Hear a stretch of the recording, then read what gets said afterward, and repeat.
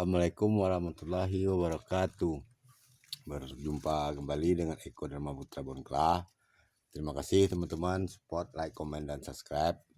Baiklah teman-teman, pada video kali ini saya merawat beberapa bahan bonsai kelapa teman-teman ya. Ini tentang pengecilan daun teman-teman ya. Kita mengecilkan daun bonsai, bahan bonsai kelapa baik dari tunas maupun yang sudah kita program dibesarkan untuk program bonggol. Dan ini teman-teman, ini saya program dari tunas, namun tak langsung saya mengecilkan daun teman-teman ya. Ini ini kecil sekarang, ini bukan saya inginkan teman-teman ya. Ini mengecil karena beberapa saat lalu pernah saya buatkan konten juga. Saat itu ini ground saya buka teman-teman ya, karena memperlihatkan akar on rock teman-teman ya. Akar on rock saya pruning teman-teman, karena ini saat rimbun daun masih besar, ini diserang oleh kutu hitam teman-teman ya. Dan ini yang terakhirnya teman-teman, ini terlihat teman-teman, ini gosong teman-teman ya. Ini menghitam seluruh pangkal pelepah, ini dimakan oleh hama teman-teman ya. Terlihat itu teman-teman, menghitam. Dan ini beberapa sudah saya pruning, sekitar total 9 daun kurang lebih teman-teman ya. Nah ini masih ada, ini menghitam teman-teman karena pelapis yang sudah mengering teman-teman ya. Kita lihat teman-teman ya, ini pelapis yang sudah mengering. Dan ini saya terlalu cepat merobek teman-teman hingga dia sudah mengering saat ini, karena sudah kita robek. Ini terlihat teman-teman ya, pertumbuhannya sedikit lambat teman-teman, karena ini pelepah daun sudah mekar. Daun sudah mekar teman-teman ya, ini daun sudah mekar, namun pelepah masih terlalu pendek teman-teman ya. Terlihat teman-teman ya, pelepah masih terlalu pendek. Untuk itu saya tak menyayatnya hingga habis teman-teman ya. Namun sekarang sedikit saja kita bersihkan tepian pelepah ini terlebih dahulu teman-teman ya, agar dia lebih sedikit mekar teman-teman. Saya tepian ini teman-teman. Nah ini terlihat pangkal di dasar pelepah ini menghitam teman-teman ya. Namun bukan menghitam karena sisa sayatan ataupun tusukan, ini murni karena kutu hitam teman-teman ya. Kita lihat lagi teman, ini saya sudah maksimal membasmi kutu hitamnya teman-teman ya. Kita lihat bagian dalamnya apakah masih ada kutu hitam teman-teman. Nah ini teman-teman, nah ini teman-teman terlihat. Nah, ini teman-teman ya, inilah kutu hitam teman-teman ya. Inilah kutu hitam yang menggerogoti selalu pangkal pelepah kita teman-teman. Nah itu hidup teman-teman ya. Nah, dia jalan teman-teman. Nah, inilah kutu hitam teman-teman ya. Nah, dan ini saya lakukan semi tebas nih teman ya. Ini saya pruning total, dan hanya saya meninggalkan sedikit satu daun sepertinya ya teman-teman, sepertinya hanya satu daun ini. Dan inilah teman-teman, beruntung teman-teman ya, beruntung kita menebasnya dalam keadaan bahan bonsai kelapa ini subur teman-teman ya. Meskipun dia diserang oleh kutu hitam, namun dia masih dalam keadaan subur. Untuk diselamatkan kita tebas teman-teman ya. Ini saya tebas, tak terlalu ditebas ekstrim teman-teman ya, hanya di pruning total daun-daun yang rusak itu teman-teman ya. Terlihat ini teman, pangkal pelepah ini menghitam, tepian dan samping-sampingnya teman-teman ya, menghitam dimakan oleh kutu hitam seperti yang tadi teman-teman. Nah terlihat ini teman-teman ya, ini bagian dalam ini menghitam teman-teman. Nah terlihat teman-teman, nah, di bagian dalam pelepah ini menghitam, itulah yang dimakan oleh kutu hitam teman-teman ya. Namun sepertinya ini tak perlu kita tambah penyayatannya teman-teman. Kita tunggu teman-teman ya, pelepah ini sedikit lebih meninggi agar pelepah seimbang teman-teman ya. Ini sudah cukup pendek teman-teman ya. Dan ini teman-teman tidak saya rekomendasikan untuk mengecilkan daun dengan cara di pruning total ataupun ditebas ekstrim teman-teman ya. Lakukan tebas ekstrim hanya ketika diperlukan tindakan teman-teman ya, jika dia terserang hama ataupun terjadi insiden penyayatan teman-teman. Karena jika kita sudah menebas ekstrim ataupun mempruning total, meninggalkan 1-2 daun teman-teman, itu kita istilahnya teman-teman harus mempunyai banyak stok bahan bonsai kelapa teman-teman ya.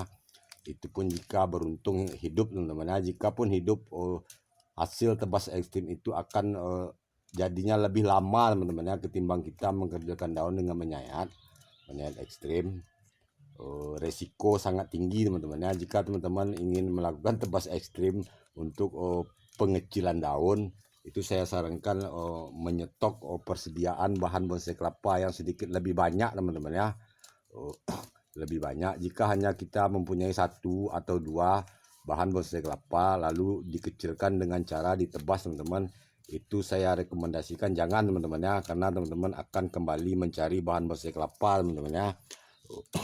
Jadinya kita harus banyak mencari bahan bonsai kelapa hanya untuk di pengkerdilan teman-teman ya, dengan cara ditebas. Namun lakukan tebas ekstrim teman-teman ya, bukannya kita menutup mata untuk tebas ekstrim, namun lakukan tebas ekstrim jika sudah mentok teman-teman ya, ataupun kita tak bisa menyayat. Jika memang tak bisa menyayat ya lakukan tebas ekstrim. Namun pasca ditebas ekstrim, jika beruntung hidup teman-teman, bahan bonsai kelapa ini tetap juga harus disayat teman-teman ya. Kita lanjutkan pada bahan yang lain teman-teman. Ini teman-teman, kebetulan saya ingin merawat juga teman-teman. Kita lanjutkan teman-teman ya. Jika beruntung hidup teman-teman pasca tebas ekstrim, itu juga wajib disayat teman-teman ya. Pelapis tetap harus disayat, dia takkan kerdil langsung teman-teman ya. Oke teman, ini sedikit kita bersihkan tepian pelepah ini teman-teman. Nggak kelihatan teman-teman. Ini sedikit kita bersihkan tepian pelepahnya teman-teman ya. Maaf teman-teman. Kita cabut teman-teman. Dan ini teman-teman, daun belum terlalu mekar namun dia sudah meninggi teman-teman ya. Dan daun untuk yang selanjutnya juga akan sudah nongol teman-teman. Untuk itu sedikit kita bantu teman-teman ya, agar daun yang pucuk yang terbaru ini tak terlalu meninggi teman-teman ya. Oke teman-teman, kita melakukan pengecilan daun itu teman-teman dengan sabar teman-teman ya. Hanya dengan cara penyayatan teman-teman, baik itu dari tunas maupun dari bahan bonsai kelapa yang sudah kita besarkan terlebih dahulu untuk program bonggol teman-teman ya. Ini saya buat sekitar 11 bulan lalu teman-teman. Ada kontennya teman-teman, dalam pembuatan bahan bonsai kelapa dari bibit yang bagus teman-teman. Ini bisa kita cabut teman-teman ya. Dan dia sudah belajar pecah daun teman-teman ya, dengan ukuran yang tak terlalu besar teman-teman. Namun mungkin ini tak terlalu kerdil teman-teman ya. Mungkin ini tak terlalu kerdil, daunnya hanya selebar telapak tangan teman-teman. Daunnya hanya selebar telapak tangan. Pelepah tak lebih dari 1 jengkal teman-teman ya. Pelepah tak lebih dari 1 jengkal. Daun hanya seukuran telapak tangan, dan dia ini kelapa sayur coklat teman-teman ya. Ini kelapa sayur coklat. Oke teman-teman, sedikit kita lihat perakarannya teman-teman ya. Ini awalnya pernah saya belikan lumut, namun karena saya selalu mengecek isi pangkal akar ini teman-teman, lumut tak terlalu berkembang teman-teman. Kita lihat teman-teman, pangkal akarnya ini. Ini ternyata akar belum tumbuh di bagian ini teman-teman ya. Ini akar masih sedikit kosong teman-teman ya. Untuk itu kita berusaha kembali untuk penumbuhan akar. Dan ini teman-teman, bonggol kita rapikan teman-teman ya pasca pembentukan bonggol. Dan ini saat pembuangan pelepah kuncup tak jadi juga ada saya buatkan kontennya teman-teman ya. Saat itu tentang sayat mawar teman-teman ya, membuat bonsai kelapa tanpa sayat mawar. Nggak kelihatan ini teman-teman. Terlihat bonggolnya teman-teman ya. Meskipun ini kita kerdilkan dari dini teman-teman, namun bonggol sudah terbentuk teman-teman ya. Alhamdulillah lebih besar daripada jempol tangan saya teman-teman. Inilah bonggolnya teman-teman ya. Meskipun kita mengkerdilkan daun sejak dini, namun bonggol tetap ada teman-teman ya. Kita bersihkan sedikit teman-teman.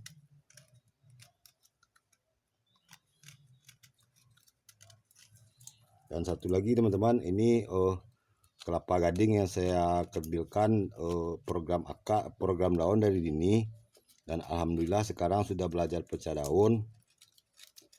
Ini juga sudah sering saya buatkan konten teman-teman ya. Oke teman, berhubung durasi saya apakan satu lagi nih teman-teman. Ini teman-teman,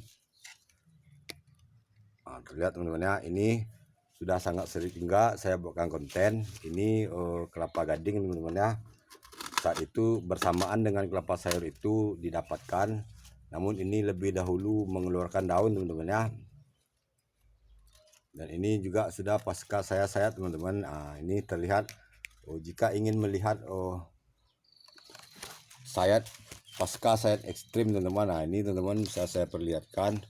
Ini alhamdulillah mulus teman-teman ya, namun pangkal-pangkal pelepah ini tak terhindari dari hama teman-teman ya. Terlihat teman-teman. Ini mengganggu teman-teman, kita buang dulu. Ini hanya aksesorisnya teman-teman ya, kerang. Kita lihat teman-teman akarnya apakah sudah cukup. Dan sekalian kita lihat juga bonggol teman-teman. Ini jika kita ingin melihat bonggolnya teman-teman, ujung sabut ini bisa kita buang teman-teman ya. Ujung sabut ini bisa kita buang untuk melihat bonggol yang di dalam teman-teman. Namun ini masih saya tunggu, masih saya program bonggolnya teman-teman. Oke teman, berhubung durasi, terima kasih support, like, comment, dan subscribe. Sampai bertemu lagi pada konten selanjutnya. Assalamualaikum warahmatullahi wabarakatuh.